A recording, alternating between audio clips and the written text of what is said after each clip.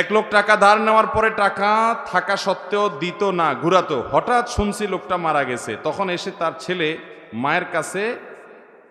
মেয়ের কাছে দিয়েছে। এখন তাতে কি তার ঋণ পরিশোধ হবে কিনা? দেখুন, ধার নেওয়ার পরে কেউ যদি টাকা ঘোরাঘুরি করে, দেয় না, যে সেই লোকটা মারা যাওয়ার পরে তার ছেলে মেয়েরা এসে যদি পাওনাদারের টাকা দেয়, তাহলে সেটা খুবই প্রশংসনীয় কাজ। শুধু দেয় না, বরং দেওয়া কর্তব্য। একটু ভালো করে শুনে রাখেন, অনেক মানুষ আছে মারা যাওয়ার পর পাওনাদার বের হয়ে আসে। আপনার বাবা মারা গেছেন, আল্লাহর বান্দার কিছু দেনা আছে, এগুলো রেখে মারা গেছে। ইসলামের নির্দেশ হলো তার মৃত্যুর পর তার দাফন কাফনের জন্য যে টাকা খরচ হবে সেগুলো তার টাকাতে খরচ করবেন। এরপর তিনি যদি কোনো দেনা রেখে যেয়ে থাকেন, ভাগ বন্টন পরে আগে তার সব দেনা শোধ করতে হবে তার টাকা দিয়ে, তার জমি জমা বিক্রি করে।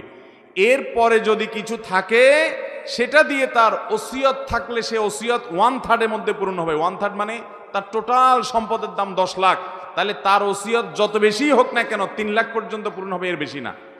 বাকি যেগুলো থাকবে সেগুলো ওয়ারিসরা ভাগ করে পাবে। আর যদি কারোর কোনো ওসিয়ত না করে যায়, যে অমুক জায়গায় দিও, মসজিদে দিও, মাদ্রাসে দিও, অমুকরে দিও, এরকম কোনো ওসিয়ত না থাকে, তাহলে তো সেটা বাদ। কিন্তু দেনা থাকলে আগে দেনা দিতে হবে, তারপরে সন্তানরা ভাগযোগ করে সম্পদ নেবে। আমার দেশে দেখা যায় দেনা দেয়া তো পরের কথা, আজকাল তো প্রায় সময় পত্রিকা দেখা যায় বাবার লাশ পড়ে আছে আর সন্তানরা জমি জমা নিয়ে কাড়াকাড়ি করতে করতে ব্যস্ত, বেচারাকে দাফন পর্যন্ত করছে না। ঠিক কিনা বেঠিক? এই অমানুষ সন্তান আসমান থেকে হঠাৎ নাজিল হয় না অমানুষ হয়ে, এই বাপমাই অমানুষকে অমানুষ বানাইছে। ঠিক কিনা বলেন? এর পরিণাম, এর পরিণতি এই আল্লাহর বান্দা নিজেই ভোগ করছে নির্লজ্জের মতো। প্রায় সময় কয়দিন পরপরই দেখি পত্রিকাতে যে বাবার লাশ পড়ে আছে গ্যারেজে, বাড়ির সামনে, ওইটা দাফন করার মতো মানুষ নাই, গন্ধ ছুটে গেছে, ছেলে মেয়েরা কামড়াকামড়ি মারামারিতে লিপ্ত, জমি জমা দখল নিয়ে।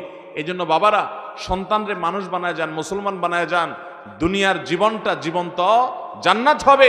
আর না হলে আপনার এই কাজের প্রায়শ্চিত্ত আপনাকে ভোগ করতে হবে। শুধু ওকে দুনিয়া শিখাইলেন, আখেরাত শিখান নাই, আপনি আফসোস করে কুল পাবেন না। পৃথিবীতে যেখানে মুসলমান আছে, মুসলমানের আধিক্য আছে, সেখানে দেখবেন কোনো বৃদ্ধাশ্রম নেই, বৃদ্ধাশ্রমের দরকার নাই। আর পৃথিবীর উন্নত দেশগুলোতে শিক্ষা আছে, দীক্ষা আছে, জ্ঞান আছে, বিজ্ঞান আছে, প্রযুক্তি আছে, সব কিছু আছে, কিন্তু বৃদ্ধাশ্রমও আছে। কারণ মনুষ্যত্ব, মানবতা, মা বাবার প্রতি দায়বদ্ধতা, এটা আল্লাহর প্রতি ঈমান না থাকলে সে মানুষগুলো আসলে সেভাবে বুঝে না। আল্লাহ আমাদের সন্তানগুলোকে মানুষ হতে মানুষ করার তৌফিক দান।